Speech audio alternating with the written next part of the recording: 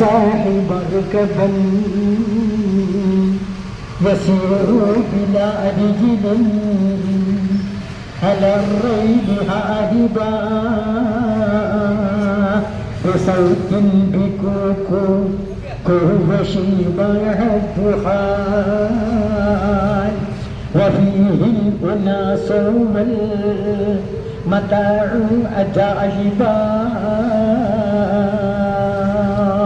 അപ്പോൾ ഉമർ റളിയല്ലാഹു ജീവിതത്തിൽ ആദ്യമായിട്ട് തീവണ്ടി കണ്ടപ്പോൾ വിസ്മയഭരിതരായിക്കൊണ്ട് അത്ഭുതസ്ഥനായിക്കൊണ്ട് പാടിയതാണ് വരികളാണ്.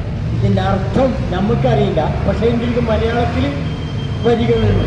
കേട്ടാൽ നിങ്ങൾക്കറിയാം, എനിക്കറിയാം. എന്താ? പുതുമ നിറഞ്ഞൊരു വാഹനം ഞാൻ കണ്ടടോ, പദം റെയിലിൽ ഓടുന്നുണ്ടടോ, പുകയോടെ കൂക്ക് ശീശി ശബ്ദവും ചരക്കും മർത്യരും മതിലുണ്ടടോ.